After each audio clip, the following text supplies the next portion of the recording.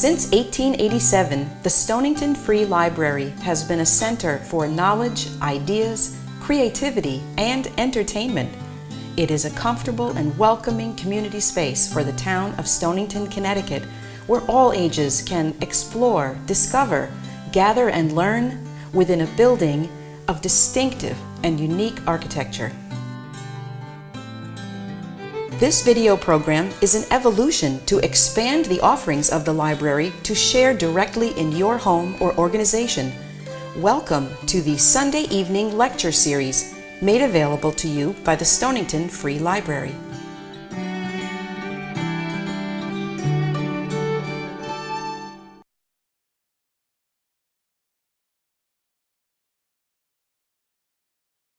So, good evening, everybody. I think the time is upon us, and welcome to another of Stonington Free Library's Sunday evening lecture series.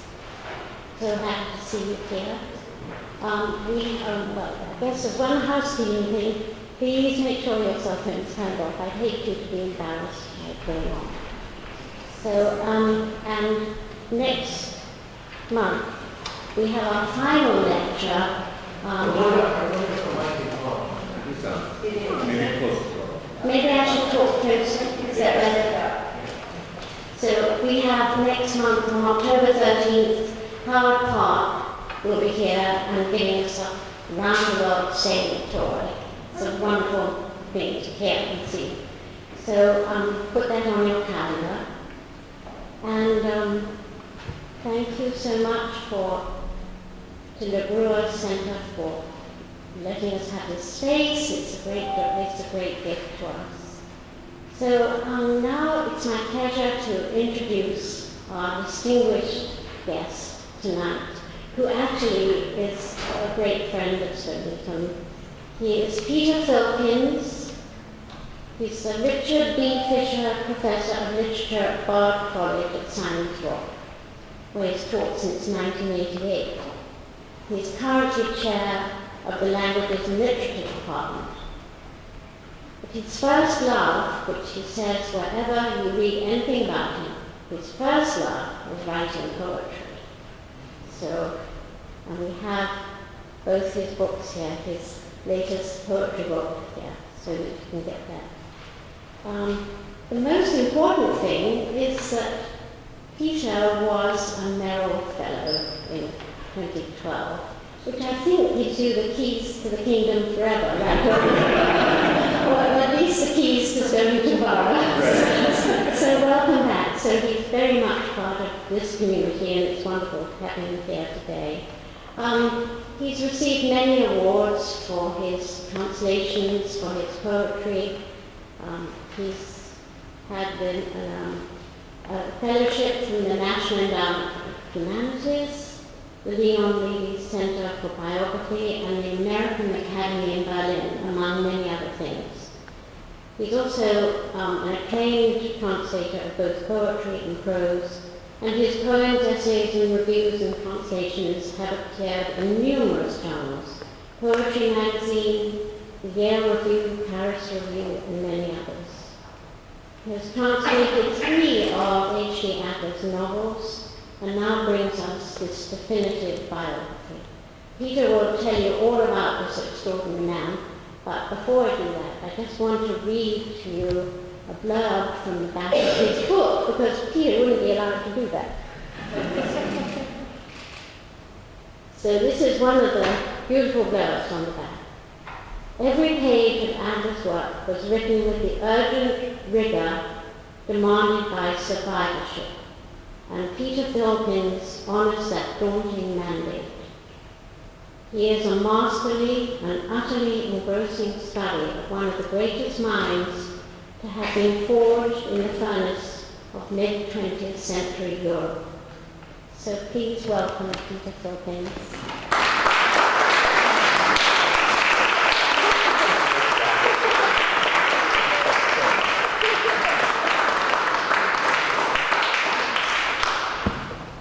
Thank you, Belinda. Everybody hear me okay? I'm doing a number of events for this book around the country in London, in Germany, some 35 events between last spring and this fall. But I want to begin by saying it is a pleasure to do this event in Stonington. Stonington, being a Merrill Fellow, changed my life, changed my writing. I came to the Merrill House saying to myself, I want to write differently than I had before. And I set myself that project, and it happened. And then to make so many friends while in Stonington, Stuart and Sibby and Michael and Sabina and Belinda and Tertius and oh God, I hope I'm not missing anyone. But Susan, my wife Susan, and I always feel at home in Stonington, and the graciousness of the borough and the people, the way they embraced us and welcomed us meant so much in our lives. And we come back about once a year for some kind of event at La Grua or elsewhere. And when we drive in town, we're always glad to be here. Thank you, Belinda, for such a gracious introduction, and thank you all for coming out on a beautiful sunny day in Stonington, which is hard to beat anywhere. I'm going to tell you about H.G. Adler. If you've never heard of him, you are in the vast majority, so don't be afraid. And that includes German writers and thinkers. He was a man who published 26 books of fiction, history, sociology, philosophy, poetry, short stories, essays, but remained always on the margin, almost completely unknown within his time. I stumbled upon him in 2001 in Schoenhoff's foreign language bookstore in Harvard Yard, Cambridge, pulled a novel off the shelf called Eine Reise, A Journey, and read 2 pages of it while standing in the bookstore and knew immediately that I had to translate it. It was a punch to the gut. Not because of its subject matter, which indeed was the Holocaust, as I'll be telling you about, but because of its style, because of the richness of the language. I describe it as Elie Wiesel's Night, written by William Faulkner or Virginia Woolf. And I wanted to make those sentences in English. And I didn't know who he was. It was a handsome reissued edition from 1999. He's a Holocaust writer. I thought this would be easy to get a contract to do the translation for. 6 years and 40 publishers later, I finally landed a contract with, in fact, Random House. That's another story, I'll tell you another time, but basically the right place with the right editor on the right day, we kind of got it in one. And so I translated that novel called The Journey, because he intended to call it Die Reise in German, and I restored that title in English. And then it got very good reviews, and Random signed on for 2 more of his novels, one called Panorama and the other called The Wall. And then the editor one day said, well, you know, if you want to get him better known, you should write a biography. And still being young, strong, and stupid, I thought, well, that's a good idea. Went to his archive in Germany in 2010, which was his centennial, raced through the archive. I went 2 days early.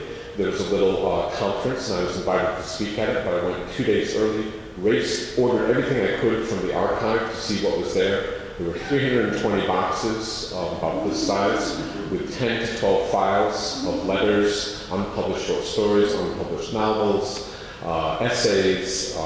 He wrote 10 to 15 pages of letters per day for 40 years, and all of it was typed, which was the crucial element, because that told me that at least the work was legible and I could at least get through it.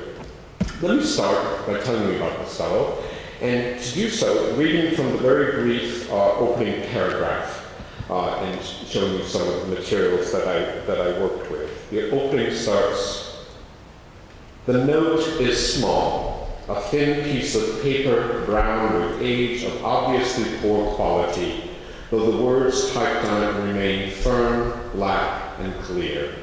In English translation, Franz Kafka, 60 years. Who's K?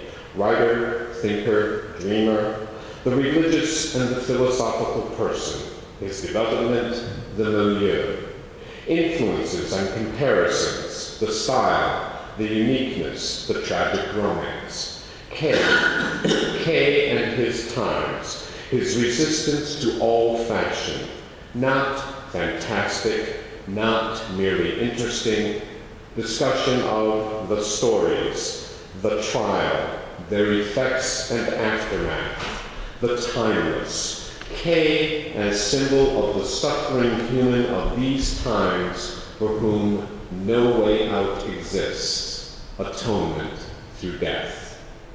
Then notation, upper left corner, written in pencil, likely many years later, Karatzin, the Czech name for Theresienstadt, the enforced ghetto set up by the Nazis, who promised lifelong care and safety to Jews who signed over their apartments and worldly goods to them. Soon Theresienstadt would also become a center for deportations to the death camps of the East. Of the 141,000 who arrived on transports before April 20th, 1945, less than 1/6 survived the war, while of the roughly 88,000 of those 141,000 deported from Theresienstadt before November 1st, 1944, when the deportations ended, only 3,500 survived. Hans Gunther Adler was one of them. This is a drawing from 1943, went too quickly, by Peter Keen, who was a poet and librettist, and you can see just even the thinness and gauntness of Adler's face, the conditions that he had to survive and withstood there. It was here, of all places, that Adler, who had just turned 33 the previous day, stood to give a lecture on July 3rd, 1943, in honor of what would have been Kafka's 60th birthday to about 100 people in the Magdeburg barracks. Among the audience was Kafka's younger and favorite sister, Otla, known affectionately as Ottilie, who at the conclusion of the lecture said to Adler, "I thank you on behalf of our family," no doubt still missing the brother she had lost to tuberculosis in 1924. Since the Nazis had banned and burned his books, it is likely one of the few lectures, if not the only one, delivered on Kafka in the German-occupied countries of the time. The lecture proved so successful, Adler repeated it 10 days later to a smaller group in the House of the Fire Brigade, though then without being introduced by Emil Utitz, the Prague academic, schoolmate of Kafka, and co-founder with Rabbi Leo Beck of the Office for Leisure Time Activities in Theresienstadt. A month later, Adler wrote to Utitz that he would be prepared to give lectures on Jean-Paul, Friedrich Hödemann, Heinrich von Kleist, Christian Dietrich Grab, Georg Büchner, and Kafka, as well as to talk on art and literature. Utitz took him up on his offer to give lectures on the Baroque and the modern, literature in the present age, Jews in German literature, the modern in art, and idealism, naturalism, and realism in art. Along with the Kafka talk, 6 lectures survived in manuscript, 3 typed as essays, the other 3 existing as notes. Yet it is the note on Kafka, for the Kafka lecture, no doubt held by Adler during the talk, which still attracts one's attention. In Adler's archive, it is in a small envelope marked "Original Note with key words for the lecture delivered twice by HGA in the summer of 1943 in honor of Kafka's 60th birthday." HGA is, of course, Hans Gunther Adler, born in Prague in 1910. Because of one of the many twists of fate that ruled Adler's life, he would only use H.G. Adler as his pen name. The thought of perpetuating the name of Hans Gunther, head of the Central Office for Jewish Immigration in Bohemia and Moravia, and just 7 weeks younger, was too much to bear. For that Gunther, who reported directly to Adolf Eichmann, had deported Adler to Theresienstadt on February 8, 1942. After surviving 32 months there, as well as 6 months divided between Auschwitz, a neighboring camp of Buchenwald called Niederroschel, and 2 months in an underground factory for airplane parts called Langenstein, Adler chose to erase Hans Gunther from his public name for the rest of his life. Though the note on Kafka reveals little of what Adler said about each of his points, one page marked Kafka Notes, and two more, headed Kafka, provide some quotes from Kafka's work and fleeting comments, such as, "One must wait for the right moment to understand Kafka. One must feel the same as he does inside and be in the same place as he is." Was Theresienstadt such a place? Undoubtedly. The notion of the timeless, or the idea of K as symbol of the suffering human of these times for whom no way out exists, must have moved his audience in ways we cannot understand. As for atonement through death, Ottilie Kafka soon came to know herself whether it was to be. 3 months later, she volunteered as one of the 53 caretakers for the 1,260 children who arrived in Theresienstadt from the Bialystok ghetto in August 1943. Writing joyfully to her ex-husband, Joseph David, an Aryan whom she was forced to divorce in order to protect their daughters from deportation, she thought she and the Bialystok children were headed to Sweden or Denmark. Only after their departure by train on October 5, 1943, did they learn their destination was Auschwitz. Indeed, almost a year later to the day of Ottilie's departure, Adler and his wife, Gertrude Klepetar, this is a contemporary drawing of her by the artist Otto Undar on the right in Theresienstadt, and a photo when they first met in 1938. Adler and his wife Gertrude Klepetar were deported to Auschwitz along with her mother on October 12, 1944. Arriving 2 days later, Gertrude decided to join her mother on the bad side when her mother was selected, the thought of her mother dying alone being simply too much to bear. Adler, however, was not selected and made it through. Gertrude and her mother perished. Atonement through death? Perhaps. Yet what about the living? One need only read the dedication to Adler's book on Theresienstadt to consider how much the loss of Gertrude, whom he called Geraldine, haunted him. For Geraldine, as memorial, Geraldine, Dr. Gertrude Adler Klepetar, born on December 9, 1905 in Prague, murdered by gassing and incinerated on October 14, 1944 in Auschwitz-Birkenau, along with her mother. For 32 months, and at the limits of her enormous strength, she gave her all in Theresienstadt for her family, for many friends, and for countless afflicted. Tirelessly, she sacrificed herself. It is for her mother that she went to her death. In her, human dignity daily celebrated the victory of humility over the threats from ignominy. What I find interesting is that he doesn't actually mention her as his wife in the dedication. It could be a sister, a cousin, a niece, or something like that. And this is, though it's an English translation, this is how the dedication appears in his 1,000-page monograph on Theresienstadt, as if carved into a memorial or into a gravestone, all capital letters throughout. And in fact, I didn't do this translation. The translator of the Theresienstadt book does it word for word and spaces it out just as it appears in the German, to indeed give the sense that Adler's carving the memorial on a tombstone and resolved that the shame of Gertrude's horrible end would outlive her. It would take over a decade for the book to see the light of day. After surviving Auschwitz, Niederöschel, and Langenstein, Adler returned to Prague in June 1945, barely alive. There he wrote to his boyhood friend Franz Bernsteiner, a poet and anthropologist who had escaped to England, saying, "I am the only one of my family and my wife's family to have survived this terrible dream." He then informed him that Steiner's own parents were deported to certain death in Treblinka in October 1942.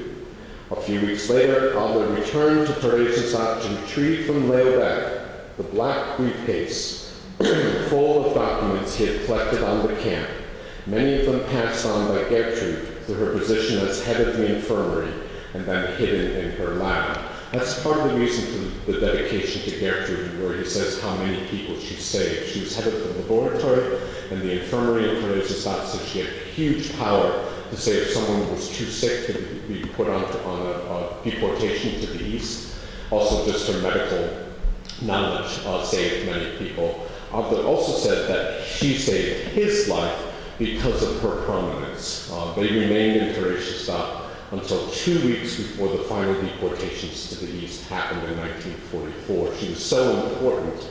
Adler himself was just a bricklayer, a librarian, a janitor, but she was so important that it allowed for Adler to say in Theresienstadt himself. So he always attributed his salvation to Gertrude. And it is this black briefcase. When Adler entered into Theresienstadt, he said to himself, if I survive this, and most likely I will not, I will record it in two ways, in scholarship and in writing, meaning stories, poems, and even a novel. And that's just what he did. He started, because of Gertrude's comment, she had access to the Nazi documents giving orders to the Jewish council that ran the camp. All of the bureaucratic kinds of documents went through her hands. Adler would take them, hide them away in her laboratory, and right before they were deported, he stuffs them all into this black briefcase, gives it to Leo Beck, who was the most prominent Jew in Theresienstadt. He was the head of German Jewry, not knowing if Gunther was going to make it back, not knowing if Leo Beck was going to survive. And indeed, as I say in a moment, after he gets back to Prague, he makes a beeline for Theresienstadt, collects this briefcase which has all of the Nazi bureaucratic documents, 108 poems, dozens of short stories, all the notes to his lectures, and even the draft of the first novel, and walks out of the camp in June 1945. With these were over 100 poems he wrote there, as well as the manuscript for an experimental theology. He had started as early as 1938, the first draft of a novel and notes to his lectures. From this material would come the next 40 years of his writing and thinking. Adler took all of it with him 18 months later when he left for England in February 1947. There he was met by Bettina Gross, a childhood friend who had left Prague at his urging in 1938. Her mother remained behind in Prague, was imprisoned in Theresienstadt and gassed in Auschwitz after being deported there 3 days before Adler and Gertrude on October 9, 1944. As with Franz Werner Steiner, Adler felt compelled to find Bettina and write to her to report her mother's death and to find out if she was still single. Ironically, after 7 years of separation, their first letters to one another crossed in the mail in November 1945. She writing from South Wales, he writing from Prague. They found each other's address independently, and the letters passed each other in the mail. Soon they were writing to one another each day, sometimes twice a day. Adler eventually told Bettina of his own ordeal and admitted, I am like someone who, despite all expectations, has risen from his deathbed and feels strong once again, even if he still stumbles around in a daze. Would it not be better for me to say nothing at all? But speak he did, pouring himself into letter after letter before proposing marriage to Bettina by mail 2 months later. In fact, he doesn't propose to her. He says, now that we will be married. And she writes back saying, Gunther, what have you done? You didn't even ask me. And then accepts. At last, Adler flew to London on February 11, 1947. 5 days later, he and Bettina were married in Merthyr Tydfil, South Wales, one of the most godforsaken places on earth, I can tell you. Where during the war, Bettina had worked as a designer in a button factory. Soon they moved to London, where Adler reunited with Steiner and Elias Canetti, whom he had met when Canetti visited Prague in 1937, as well as joining a circle of post-war German exiles that included Erich Fried and Georg Rapp. Work was hard to come by, and further income was needed when that fall his son Jeremy was born. But Adler refused to take any kind of menial job, choosing instead to work feverishly on the Theresienstadt study, sometimes at the pace of 18 hours a day. Over the next 9 years, he spent long hours of research in London's Wiener Library, while also writing 6 novels, dozens of short stories and parables, and some 200 poems. Between the 1,000-page Theresienstadt book, the 6 novels, the stories, and the poems, I tallied it up. It amounts within a 10-year period of time it tallies up to 10,000 published pages of literature and scholarship. It's just astounding, the output that he had. Yet had Adler indeed left Theresienstadt and the camps, or did they remain forever with him? In many ways, the only way forward was indeed the way back. And it was at that crossroads that Adler remained, the survivor, the scholar, the writer, the husband and father who, penniless, hungry, and without a job, wrote across a page of his pocket calendar on February 9, 1952, a single question. Was ist geistige Arbeit on the right-hand side? What is intellectual work? Meaning, how can I make use of my skills, my talents, and make a living? And he was completely stymied in figuring this out in London. 3 days later, the daily entries ceased. Only after the publication of the Theresienstadt book brought on a glimmer of fame and modest security did they begin again in 1956 and continue until his death in 1988. What could Adler have meant by such a question? Was he wondering why he had spent the previous day sorting and cataloging books for the German library in London, as he had once sorted libraries stolen from Jews by the Nazis and deposited with the Jewish community of Prague, where Kafka's own library passed through his fingers? Was he asking himself what the work of the intellect really consists of? Was he wondering whether scholarship or literature was the proper way to convey what he had been through? Was he wondering about the worth of his own work, or the work of any such work, to anyone? Or was he wondering whether any of it was worth the price he had to pay? The answer is impossible to know. Given that the previous day, February 8, 1952, marked the 10th anniversary of his deportation to Theresienstadt, the question takes on more gravity, especially when he observes on February 10, 5 years in England, no success at all the entire time. Then on February 12, Adler attends a performance of the Ralph Vaughan Williams opera, The Pilgrim's Progress, with Elias and Beza Kennedy. The burden of his own journey shows in the fact that the calendar ends there, even though his 5th wedding anniversary followed on the 16th. Without a publisher and feeling himself a failure, bereft of a career and with no prospects, the silence that ensued testifies to a life and mind held in the clutches of Terezin. This is a photo of Adler in 1955, just before his Theresienstadt study, his first book, was published.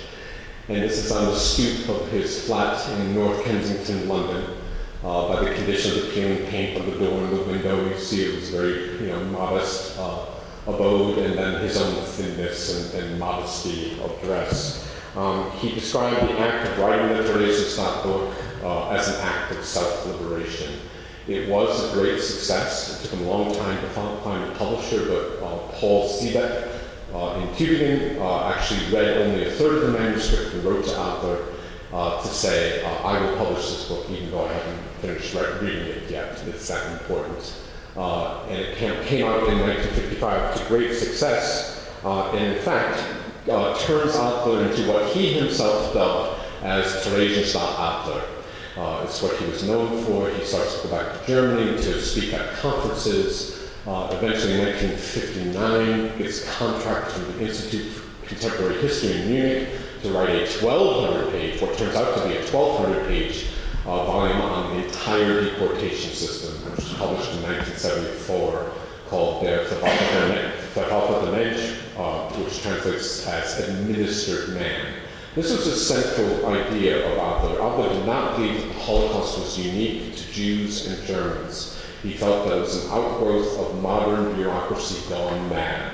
When modern bureaucracy turns human beings into data points, into objects, into things to be moved around and placed here and deported there, this is when things go awry. So he did not see it as peculiar to the Germans. He also said that it would happen again. If you think of places like Rwanda or Srebrenica, indeed, these phenomena take place. This photo is in Zurich. By now, it's actually a great letter of his long about 1956, after the Theresienstadt book. He's in Cologne, and he writes to Bettina and says, "Bought myself a shirt and a suit.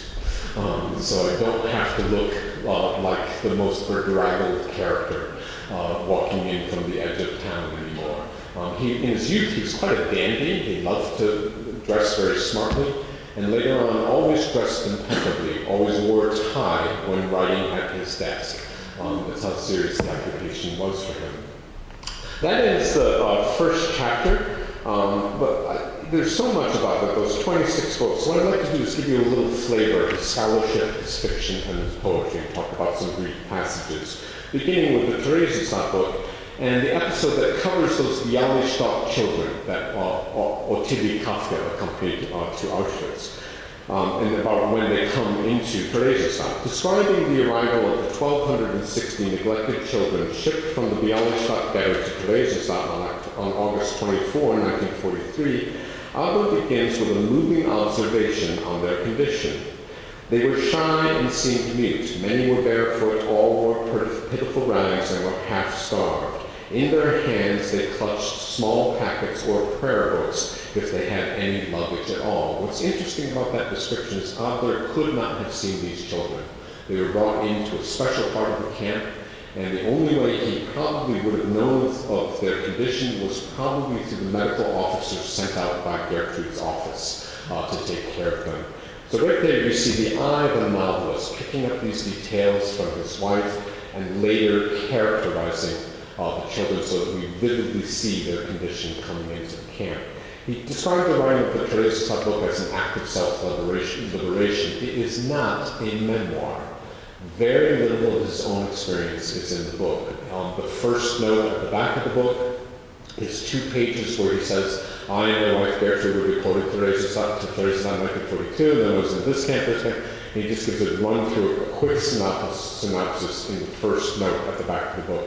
But beyond that, it is complete a sort of soup to nuts rendering of what Theresienstadt was like and how it ran on a day-to-day basis. If you want to find the calorie count from potatoes for children in Theresienstadt, you can find it in this book. If you want to find the listing of the 500 lectures that were given in Theresienstadt, the concerts, the poetry readings, the performances of opera, you will find it in this book. If you want a history of the Theresienstadt itself, which is a 17th century army garrison town, a walled city, you'll find that. If you want to find out why the Nazis chose it as a ghetto and later as a deportation point, you'll find that.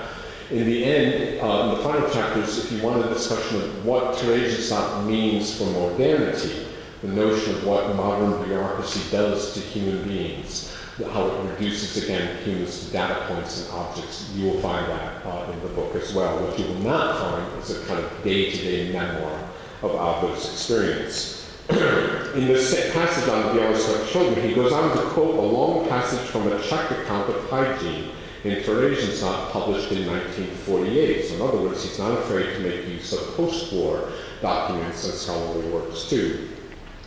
That passage describes the children's fear of being gassed when taken to the showers for delousing. The children's severe anxiety provided one of the first indications of the gas chambers in the East. Adler notes, however, that the people in Theresienstadt did not believe these accounts. He quotes Leo Beck, writing after the war, who learned of what was going on in Auschwitz as early as 1941, but decided that sharing such knowledge could do no good. Positioning himself as a seeming eyewitness to the arrival of the Bialystok children and reflecting on the psychological consequences of knowledge of the gas chamber, Adler serves as both observer and historian. And that's kind of the key to the Theresienstadt book. He's there, watching, looking, recording, much more than he is there positioning himself amid it.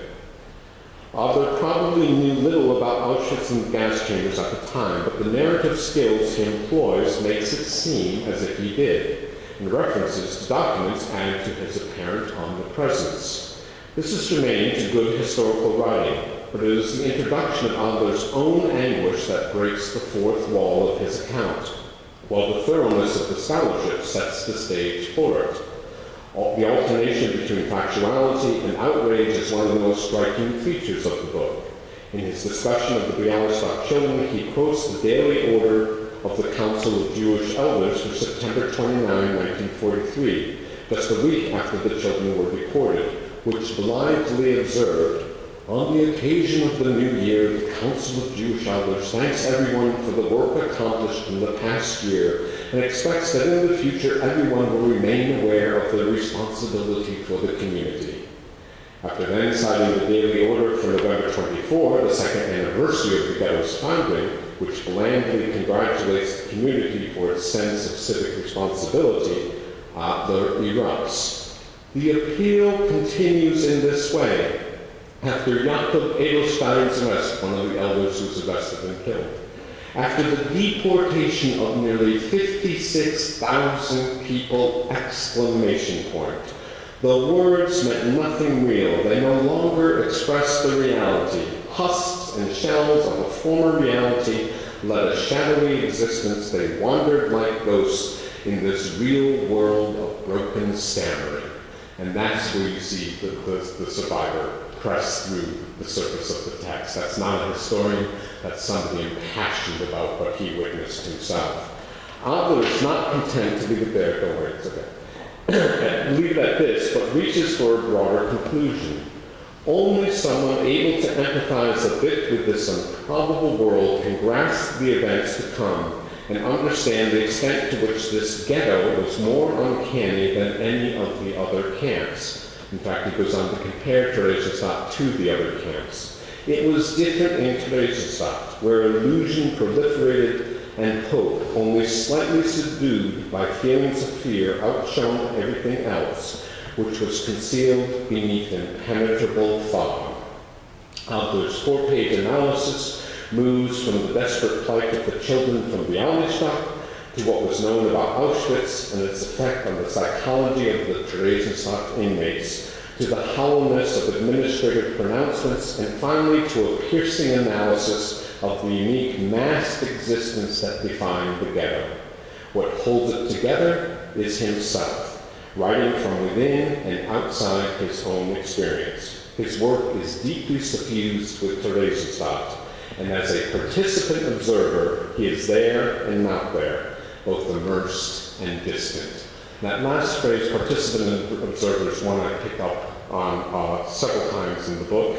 It comes from the very great anthropologist Bronislaw Malinowski in his 1922 classic, Argonauts of the Western Pacific. This is a book that Franz Werner Steiner, Adler's childhood friend, would have introduced Adler to, and it was a method that Adler claimed saved his life. And to be a participant observer means to absolutely immerse yourself in a culture as if you are a member of that culture, but at the same time stand back and observe that culture and your own behavior in that culture.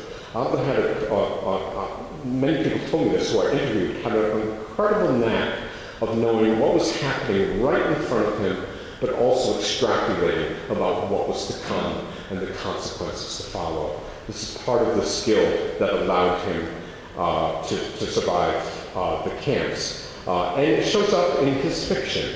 In the first novel he writes after the war, Panorama, it's a novel that I describe as a portrait of an artist as a young man who will end up in the camps. It's very much modeled after Joyce's portrait. Takes different segments of Joseph Cromer's life. It shows him at 8, 15, 22, 31, and eventually in Langenstein and also in Auschwitz, where Joseph Kramer meditates about what's going on in the gas chambers. And Adler writes, Joseph imagines all of this and sees as well the chimney smoking before him, hearing the screams of those choking on the gas, breaking into praise as amid the moment of death they say the name of the one who is the only one. Joseph's thoughts must wrap themselves around the death rattles as he sees how the blood runs from the eyes, from the nose, from the mouth. He sees how body after body writhes and stretches and rears up and screams, screams, screams, as long as they can scream, and how their screams seethe, how they sink together, the zyklon gas having already exterminated them.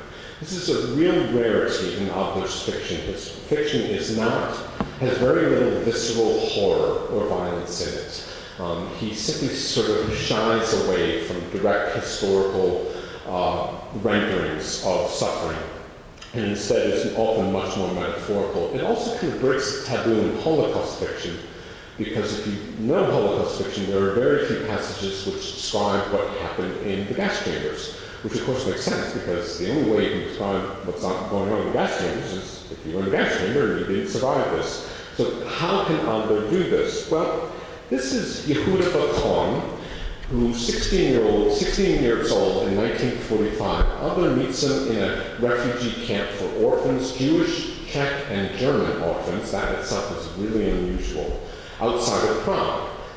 He immediately notices Bakon's talent for drawing as a young artist, takes him to his first museum in Prague, arranges for drawing lessons with the great Czech painter Billy Novak, eventually writes to Hugo Bergman and Gershom Scholem in Tel Aviv and Jerusalem, but then to take Bakon under their wing and get him an education. Bakon becomes a very prominent Israeli artist. He's still alive today. I went and interviewed him in Jerusalem. He's one of the most delightful human beings on this planet. Adler said if he could afford it, he would have adopted him as his son. And Bakon claimed that Adler, again, saved his life, gave him a purpose to live.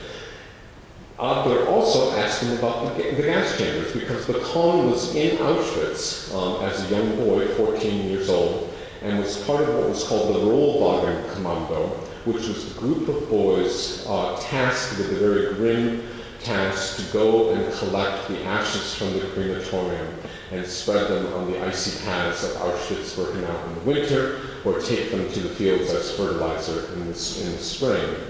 The one benefit of this gruesome activity was on very cold days, the guards would allow the boys to come into the gas chamber and get out of the wind and the cold for a couple of hours. Bakon knew the inside of the gas chambers. He knew what happened there. In fact, he was one of the critical witnesses at Adolf Eichmann's trial in Jerusalem, because he could attest with eyewitness first-hand reports what had gone on there. There are letters between Gunther and Bakon where Gunther says, "Tell me about the gas chambers. Give me a precise description of what you saw."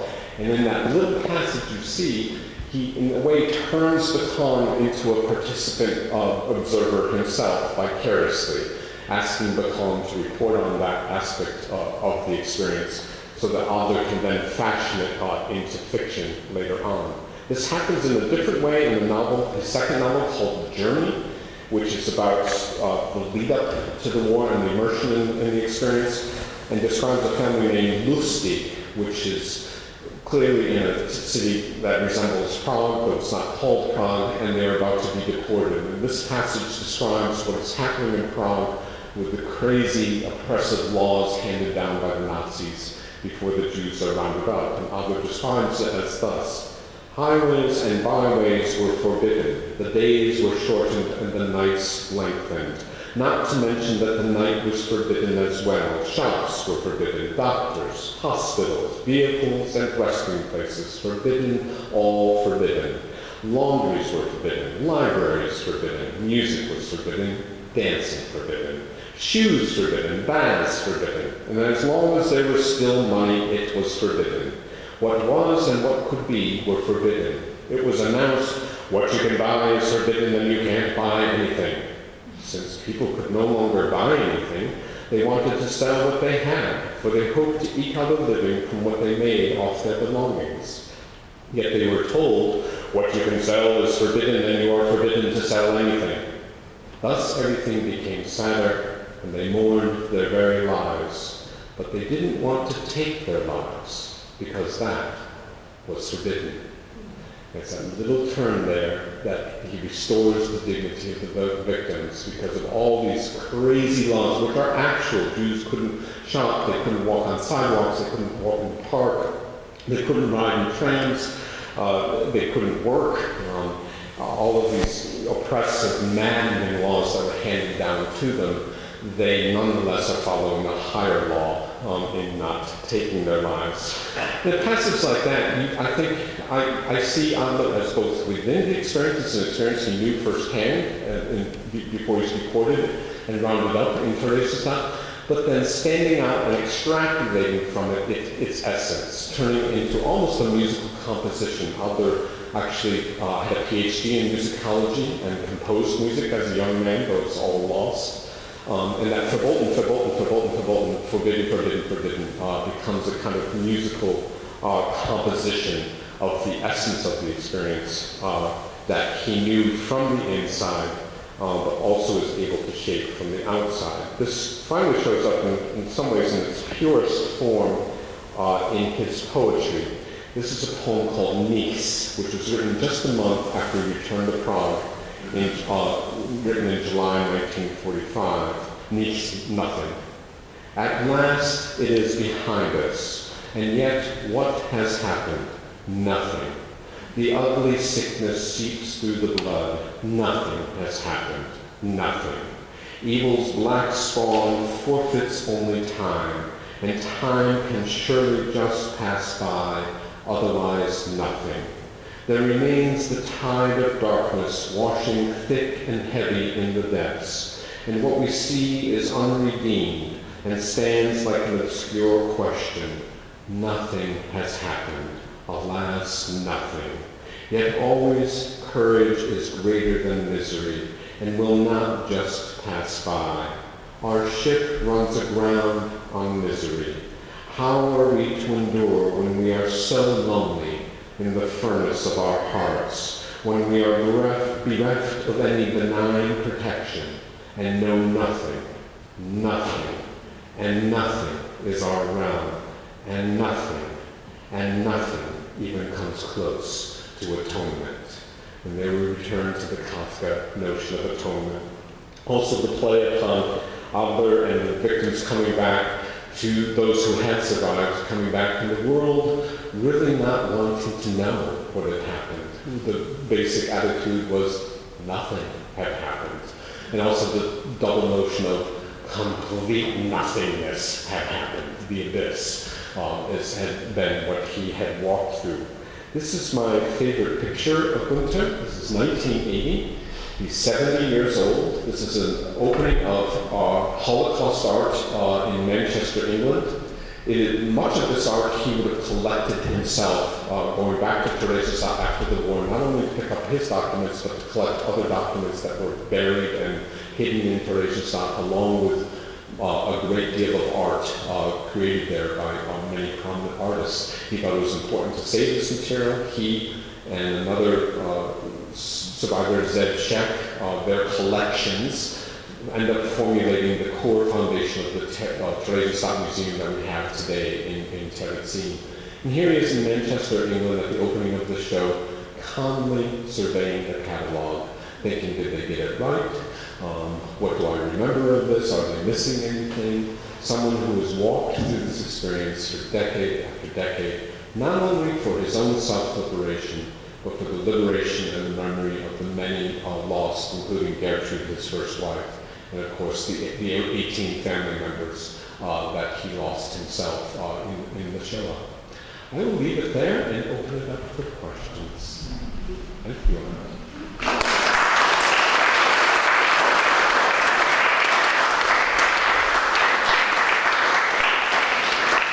It's implied that he wrote while he was in camp. And the question is, did he keep records, and how did he get research? Yeah, this is one of the key things. I begin the chapter on Theresienstadt by saying, to understand Theresienstadt, you have to understand what it was not. And it was not a death camp. It was a place where prominent Jews, many academics, musicians, artists, philosophers were given quote, safe passage to be taken care of for the rest of their lives. At its height, it was a town built for 6,000. It held 60,000, nearly 60,000 at its height. Conditions were horrible, but there was also a tremendous amount of cultural activity. As I said, poetry readings, operas were composed there, performed, over 500 lectures. There were typewriters. There was a library of 250,000 volumes in Theresienstadt. There was a bank, there was a cafe, there was Theresienstadt money, there was Theresienstadt postage stamp. And this, of course, drove Adler nuts. This is that when he's saying, you know, all of this is going on. About 56,000 people were deported, exclamation point. So he had access to a typewriter through Gertrude in the lab. He actually had, it was one of the great discoveries I made off of an interview he gave on a tape, that he had an electric light, so he could stay up all night reading. He read reams and reams of philosophy, Nietzsche, Schopenhauer, Hegel, Schlegel. And as I said, you know, all of his materials we have, they're typed. He actually was able to type up these manuscripts there. So it seems apparent. Theresienstadt was the other place. There's anything interesting about it. It was the only camp where those who died initially were buried in coffins. Coffins were made. A crematoria was eventually built, but even then, rather than as in Auschwitz, you know, carting the ashes off to the fields, there was a column, is that the word, where ashes in packets were kept with people's names on them. And these are Christians, Jews, Muslims in the camp, and so it's as civilized a camp as you can imagine at the time. So that's how we were saying it. Yes, please. Were there other camps like this in other European countries? Because I've never heard of it. No, it's pretty unique. So why was it established in Czechoslovakia? Because, well, first of all, the Nazis are beginning to take over Czechoslovakia, and Heydrich, who is the master of the final solution, decides that this initially is just a good place to put prominent Jews and to create a model ghetto to show the world that we are treating the Jews very well, we are taking care of these people for the rest of their lives. So they came from other European countries? Initially they came from Czechoslovakia, and then after about a year, many thousands come in from Germany as well. And this language, German? exactly. Yes. German-speaking. Good. My wife points out. Yeah. This is German. Adler always considered himself a German writer, and that is because in Prague, in the early 20th century, late 19th century, you have a very large community of German-speaking Jews. This is the world of Kafka. Kafka wrote in German. That world is pretty much gone now. Initially, it's Czech-speaking Jews and German-speaking Jews of Czechoslovakia, but then eventually German-speaking Jews of Germany are deported to Theresienstadt, and this causes kind of a real cultural clash. You know, they hate each other, the Czechs and the Germans, even though they're both Jews. There's just a lot of clash between them. Will. Peter, Adler lived a very long life in England, and there has been, within his lifetime, a great industry of, for want of a better word, Holocaust writing. Yeah. Why was he not better known? Well, there's a number of reasons.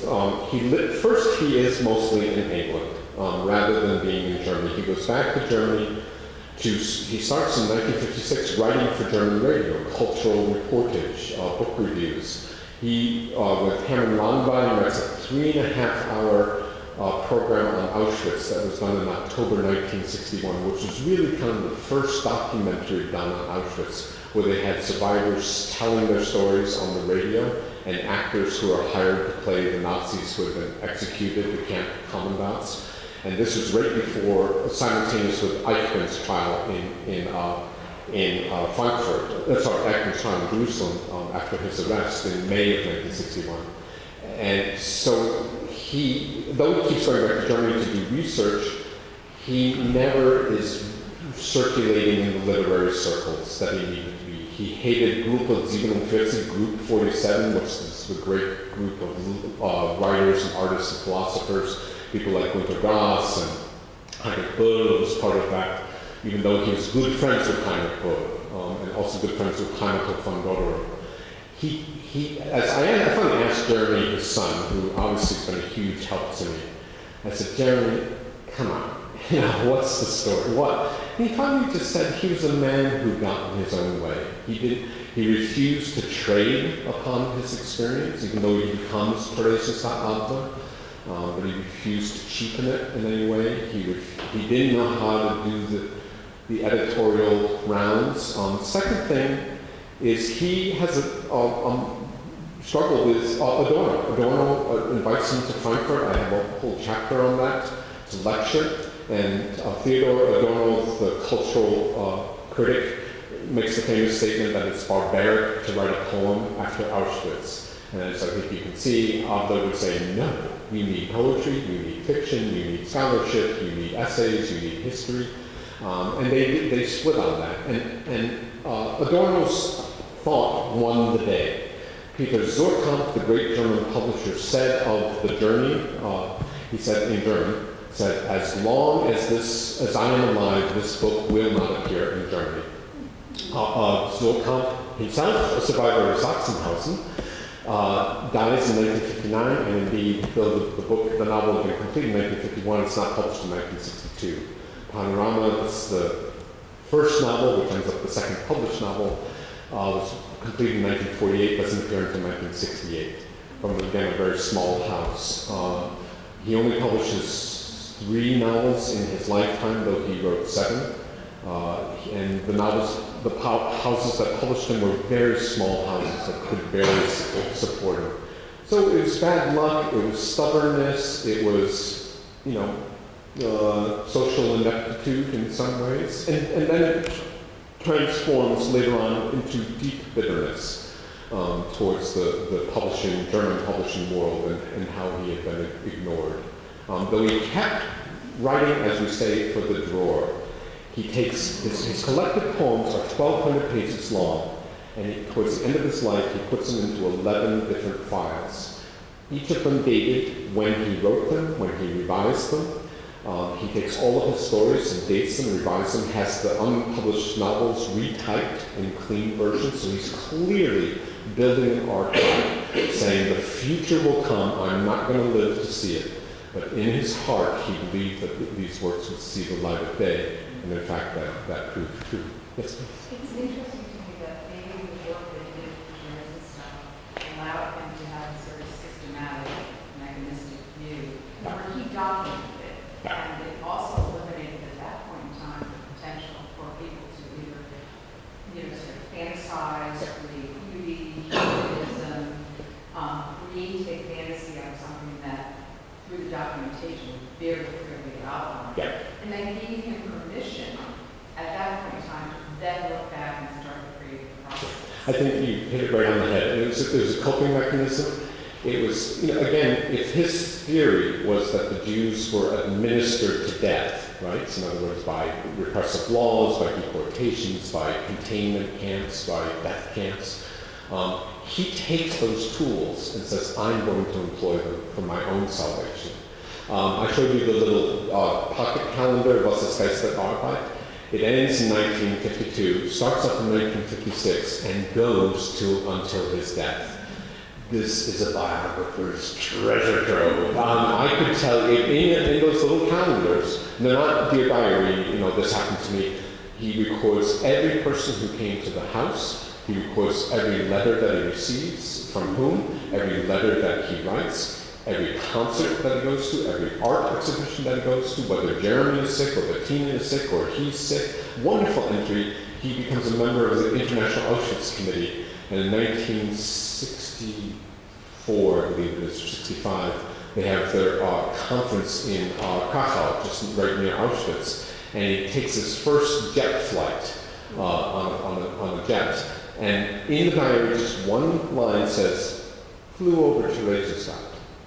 That's the whole entry. And is that, or is it, I flew over to, you don't know, but it's, for me, this is just a treasure trove. Also the fact that he goes back to Germany for 2 to 4 months per year to work for the radio station or to do research.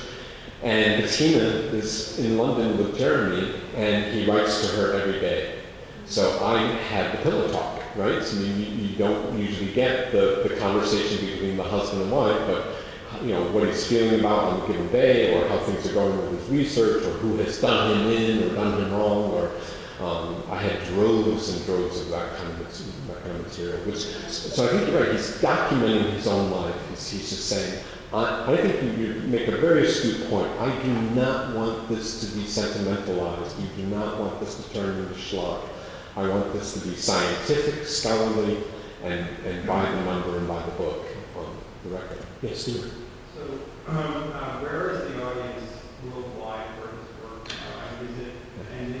Are you looking for a German translation of your biography? Yeah, very much. So it's proving more difficult than I thought, because again, biographies don't sell hugely. He's a rather unknown figure.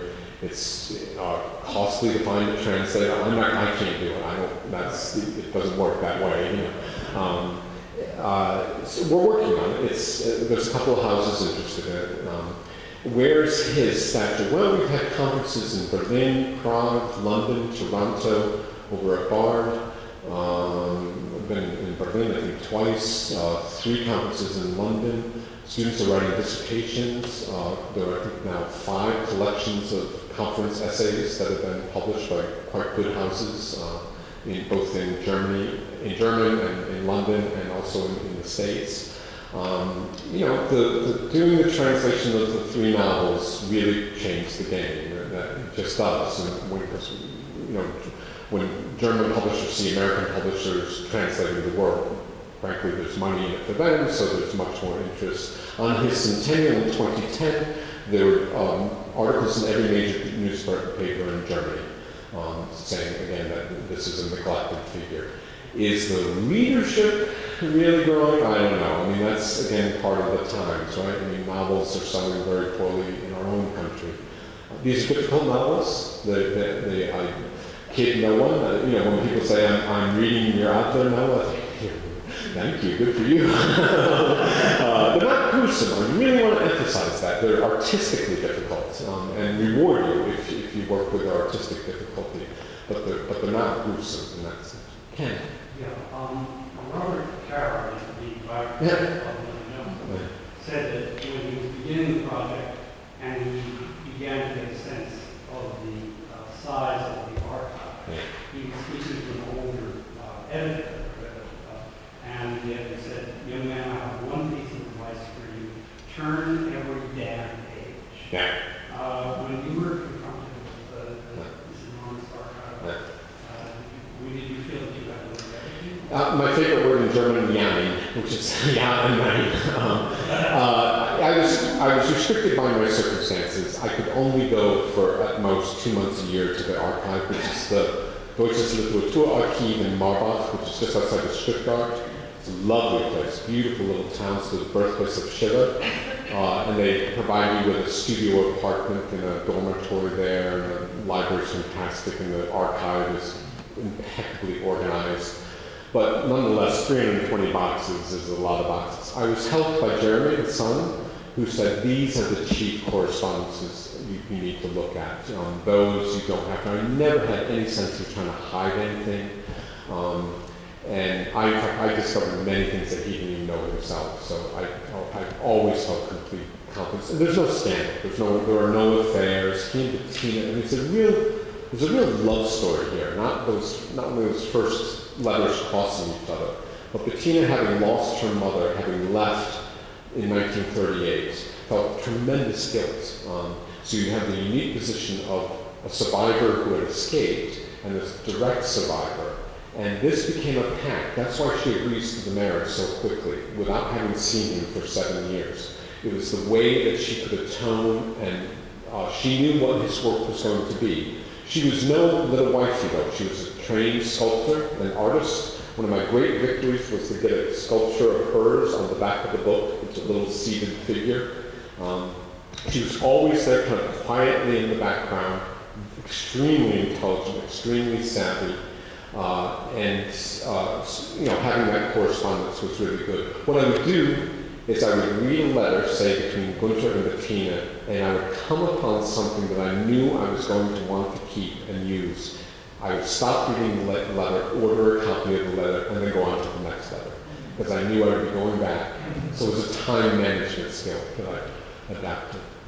Please. Were Jeremy and Gunther close, as father and son, and then did Jeremy sort of take, you mentioned that he knew where all these boxes were and what to look at, and what was his life's work related to his father? Yeah, I mean, first I want to say, this is what Jeremy Adler looks like. They're the spitting image of each other. When I first saw Jeremy's photograph, I thought, oh my God. And then also Jeremy had a very, very esteemed life as a German professor of German for King's College London. Has also been writing novels late in his life. I just kidded him. I was like, didn't you learn from your father how hard this is? To get that? But he's done marvelous work in that area too. Yes, they were very close. That Jeremy becomes a German professor was a source of great pride to Gunther. Jeremy and a young Viennese scholar by the name of Franz Hoffneder put the archive together in about 1997, I believe, 96. Bettina dies in 92. And they organize it, and Jeremy is able to place it at the Deutsches Literaturarchiv, which is the most prominent archive of German literature. Some Kafka's papers are there, and Günter Grass, you name it. It's in Marbach. It did, absolutely. I mean, it was really, I'm not I've become a scholar. I mean, this is scholarship. I was not trained as a scholar. I'm a writer and a poet. So to tackle, it was the hardest thing I ever did. It took me 8 years. The research was in the initial 4 years, and the last 4 years were the writing of the book. My purpose, my task was to set him on the stage. I couldn't, back to Ken's question, this wasn't the Robert Caro exhaustive biography. It was just to tell this story and say to the readership of the world, this is someone who should be paid attention to. I would also say this, he's, I think, extremely important to this day. As I often point out in these lectures, I expect that everyone in this room is under surveillance as I speak, because you've got a phone in your pocket. You're not a person, you're a data point, right? And I'm not being paranoid, that's fine, but if you're on the run or you're an undocumented immigrant, that can become an issue pretty quickly when folks can find out, where you are very quickly. Or think about Facebook and the way our private information has been capitalized upon, administered and shipped around the world, credit card numbers and things like that. And I'm not a, conspiracy paranoid person, but many things that happen on the news, whether I would say this, whatever you think about immigration and all that's a complicated question, but separating families, putting them in cages, that is the kind of strategy Günter Adler would have said, yep, that's exactly what happens. That's administering people literally to death. So he's still relevant in that way. And also the fact that he wrote novels, that He's one of the first Holocaust scholars. He creates a scholarship out of nothing. He was a trained scholar in musicology, but not a historian. And he develops this kind of participant-observer method himself, but also writes fiction to say, there's going to come a point when we are not historically going to be able to remember this because the witnesses will be dead. So I'm going to tell the mythic side of this story, the essential side of this story, if you will, the verboten side of this story. Sabina, and I have to say that Sabina knew Günter Adler. I interviewed her here in Stonington and played with Jeremy as a child in London. I knew him in my childhood. My family lived in London, and Adler would come and visit my parents. Yeah. But they were always behind closed doors. We children were not included in any conversations. Jeremy and my brother and sister and I would be out in the corridor playing hockey with my father's walking sticks and a tennis ball for a while out there. But he was always, there was a feeling of, is a sealed space when we're in here. And, having read your biography now, it was hard work reading it. It's so dense and full of your scholarly conclusions and findings, and the overwhelming impression at the end is what a tragic, profoundly tragic man this was. Yes. But who maintained a sense of dignity and a sense of, he always said, I do not regret that I was in Auschwitz. If it was to be, it was to be. And he felt very comfortable with what he had done with his experience. That's that photo that they go. I mean, that, he finds a serenity. He maintains a sense of kindness amid his own bitterness. Talking about the density of the book, I felt a tremendous burden to live up to this material. This is only one shot, right? And to get as much of that material into the book. And I just even contractually wasn't allowed to write an 800-page, nor did I want to. I wanted to, it's 320 pages. I wanted to just get it out there. But also, it's his method. It's back to your question. I wanted numbers, days, dates, and facts to drive the story, not as far as when that moment the letters crossed in the mail, that's kind of as far as I go on that kind of stuff. That's just a fact. I've got the postmarks, I've got the letters, but it's not like, I refused, Bettina in South Wales for 7 years, thought of winter, I don't know that, and I just refused to go there. And so that's part of the density. And Rocco says, to me it doesn't feel dense because I just know this. It's just like, to me it's like looking at my living room carpet and it's a really thick wool. I don't know what to say in that way. Well, I'm not saying that as a negative. Yeah. It's just, you really have to Yeah. so much philosophy and, Oh, yes. and for my brain that's not that easily. That's okay. Mine too. Please. Having just finished a biography at an old age, I'm struck in reading others by something that you exemplify this evening beautifully. Oh, thank you. Every good biographer absolutely falls in love and is passionate with his subject, and you have given us a passionate, devoted picture of this man. Thank you. That means a lot to me. Thank you. Thank you. Thank you.